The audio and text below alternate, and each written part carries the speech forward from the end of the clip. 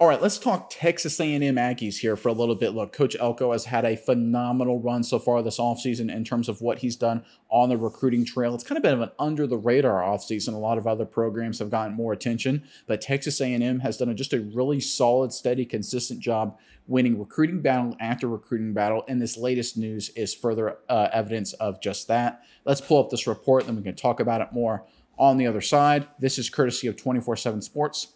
The Texas A&M Aggies have been one of the hottest teams in the country on the recruiting trail this spring and summer, vaulting up to the number 8 class in the nation and number 4 class in the SEC, thanks to a flurry of 13 commitments since the start of April. Most recently, the Aggies landed a commitment from 3-star interior lineman Chase Sims on Tuesday and 4-star linebacker Noah McHale on Sunday. Now the Aggies have landed yet another top recruit with 4-star San Ramon Valley edge rusher Marco Jones out of Danville, Georgia, committing to the Aggies on Tuesday over the Texas Longhorns and the Michigan Wolverines. Again, it's just solid, it's just steady, it's just consistent. It's not winning headlines, but it's winning recruiting battle after recruiting battle after recruiting battle. This is yet another great job by Mike Elko.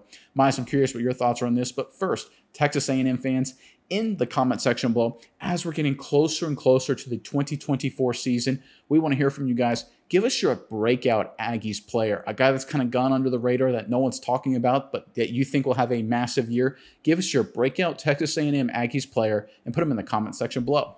But Miles, what are your thoughts on this latest Texas A&M recruiting news? Yeah, Nick, I think this is big news. And small correction, the article says Danville, Georgia. It's actually Danville, California. But nonetheless, this is a huge get for the Aggies. I think this is one of their biggest wins of the entire offseason, specifically because you look who the Aggies are going up against recruiting-wise. You have 3 out of the 4 college football playoff teams, and then the biggest team in the state of California in Southern Cal.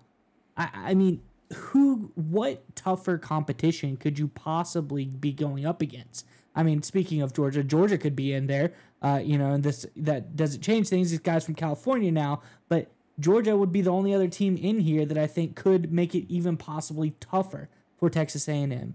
But yet, first-year head coach Mike Elko comes in here and just really whips things into shape, shows how he is a top-tier recruiter and is able to go and get one of the best players in the state of California, one of the best players in the country, quite frankly, a top 10, top 15 edge type of player. I just think this is big for Texas A&M because we saw the Jimbo Fisher era where they would just try to go after 1 or 2, star guys here or there, get a couple of good 5 stars. They wouldn't really get a well-rounded roster. Well, Texas A&M is doing the exact opposite now. They've built an extremely well-rounded roster. They didn't just go after the best guy in California, best guy in, Florida, and go that route. They've gotten 12 players out of the state of Texas. Then they start going national. Then they get the couple guys out of California. Then they go to Alabama. Then they go to Arizona. They have really, truly gotten back to their roots and what they should do recruiting-wise, killing the state of Texas, being absolutely dominant there, and then branching out, and now we see them start going after these national recruits as well. I think this was a big win for Texas A&M recruiting, and I think Coach Elko is just slowly but surely just showing he is absolutely dominant when he puts his mind to recruiting players, and he can get just about anybody. One of the things I love about what Elko has done is that you never hear about it, right? When you talk about Texas A&M, you kind of have to dig deep into the news. We've seen Texas, UT also. We've seen them in the news a lot this offseason. You've seen a lot from USC. You see a lot from Florida, from Miami, from Ohio State, from Michigan, from Alabama to Tennessee to Oklahoma, LSU, so on and so forth. All the major programs, all the top contenders, they're in the news, sometimes good, sometimes bad, pretty much the entire offseason.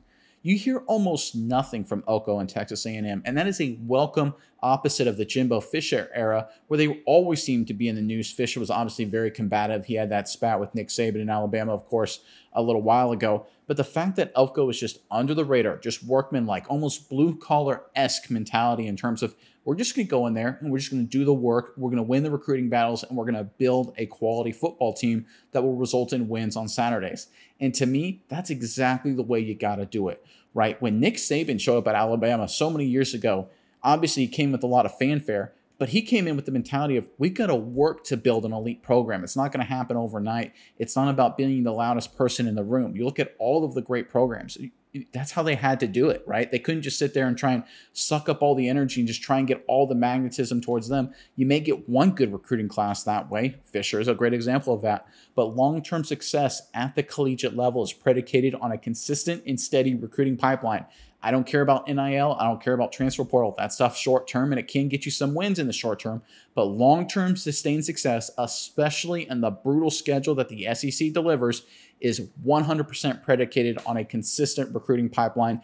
Fisher was not consistent. Fisher wanted to be in the news. He wanted to be the center of attention at all times.